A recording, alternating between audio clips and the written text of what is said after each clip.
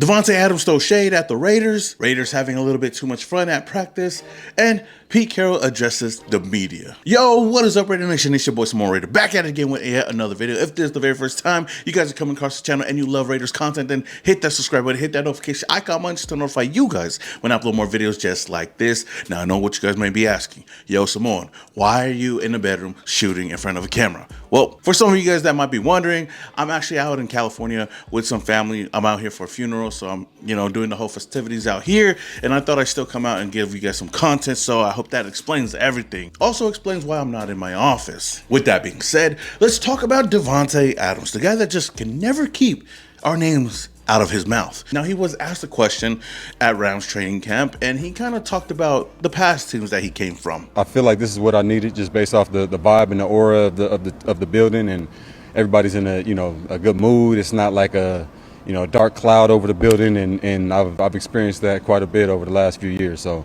it's a glaring difference when you come into a building like this. What?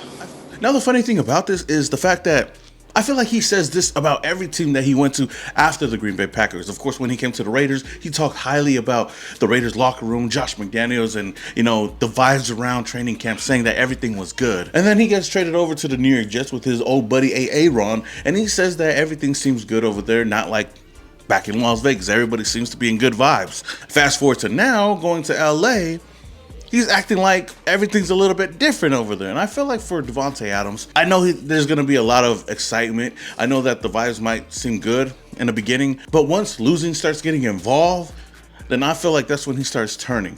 Now, I do have a lot of respect for Davante Adams. I've been a big fan of Davante when he came to the Raiders. Even when he left, I supported Davante Adams. But just to hear the same notion, the same story told over and over again, it's just like, really, bruh? You didn't even have to talk about it. Yes, I know that Josh McDaniels wasn't great. I know that regime was all bad. Trust me, we've been through it. But just to hear everything going on with Davante Adams and even with AP, when he talked about players making business decisions for their own, it makes a lot more sense now. Like, bruh, if you really want to be a Raider through and through, you should stick with the team no matter what and give your 100% out there. Yes, I know it's tough, but we got other players on the team right now, Max Crosby, who's been through a lot more shit than you. So when the goings gets tough and you want to move, then it's like, bruh, you ain't part of the solution over here. And ironically, when he left the Raiders to go to the New York Jets, he wanted to go to a better place. And heck, the Jets were just as bad as the Raiders. So you could have just stayed with the team and just call it a day. I just kind of feel like it's funny that Davante Adams has the need to kind of bring us up, or even us and the Jets up.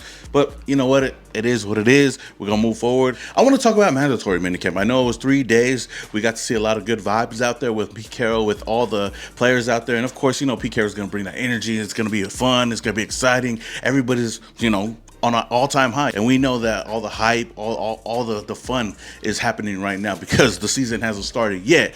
But I feel like the Raiders so far have been having a lot of fun, not only because it's the offseason, but just for the mere fact that we have Pete Carroll as our head coach, and we've seen him out there pinning Thayer Munford and going around, running around, bringing that energy, and that's what we love about Pete Carroll. But on the last day of mandatory minicamp, we got to see the Raiders have a little bit of fun, maybe a little bit too much fun, right?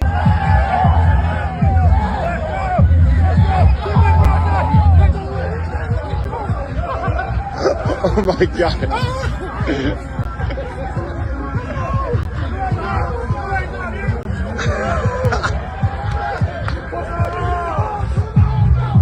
What the?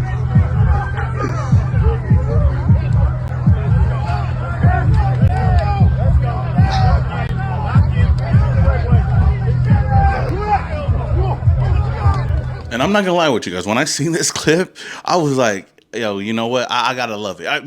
Being me and a guy that just loves to have fun, I love to see the team have fun as well. And I've seen a lot of comments kind of bashing the Raiders, especially you're gonna see some haters out there saying this is the reason why we're not winning games on Sundays is because we're doing this at practice. Like, damn. Can we not have any fun? Now, granted, I do understand some people with their worries and stuff like that, especially if we go out there and lose during the season. It's not going to be a good look. We've seen last year with Antonio Pierce, him bringing the team together, having some fun, having some camaraderie, the culture kind of shifting just for us to go out there and have one of our worst seasons yet. And we look back at those moments and we're like, why they even do that, right? But I feel like the culture is different over here, and I feel like as long as the Raiders go out there and win this season, it's not going to matter. It just shows that Pete Carroll is changing the culture around here, and that he wants everybody to lighten up, still compete, but lighten up and just have a little bit of fun when, you know, most teams are taking everything seriously.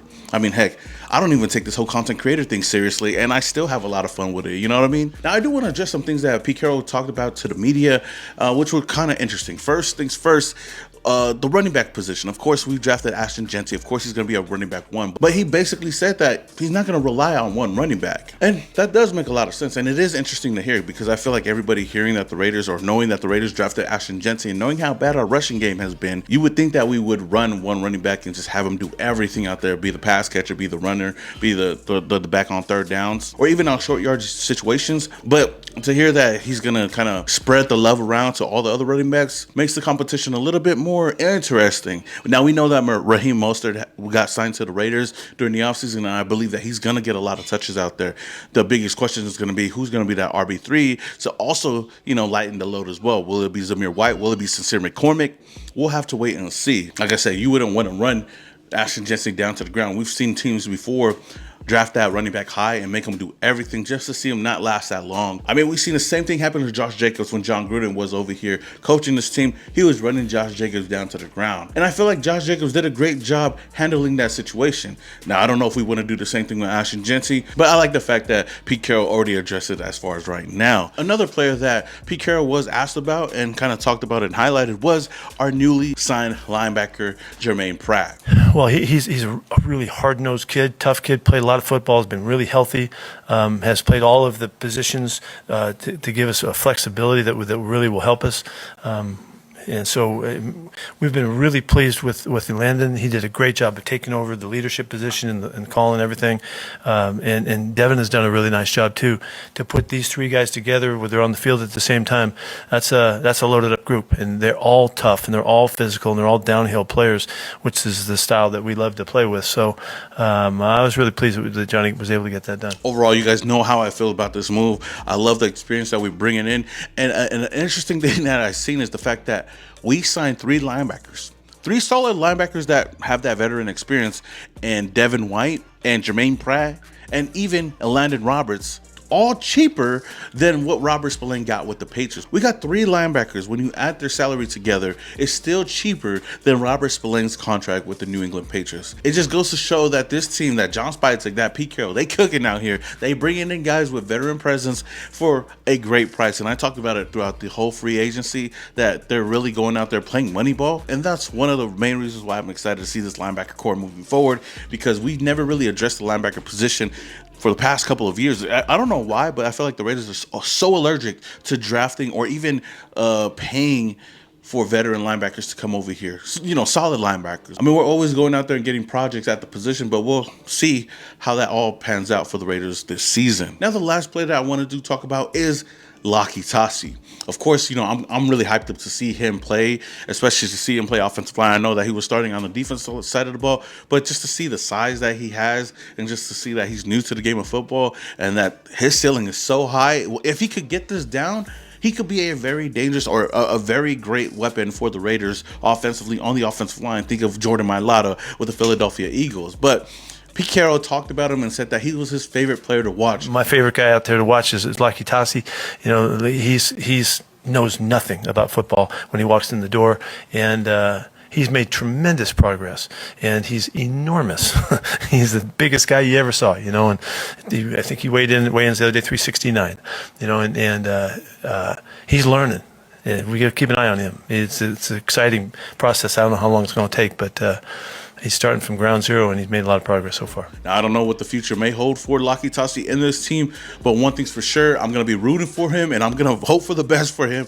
And I just can't wait to see him play out there, put the pads on, because, I mean, I've seen a lot of clips out there. He looks like a big kid out there. He's got the size, he's got the strength. He's just got to put everything together, and hopefully he becomes an integral part of this Raiders team. But with all that being said, though, Raider Nation, man, if you guys do enjoy this video, if you guys do enjoy Raider content, then hit that like button and also hit that subscribe button if you haven't already. Until the next video, this is your boy, Some More Raider, and your boys, yeah.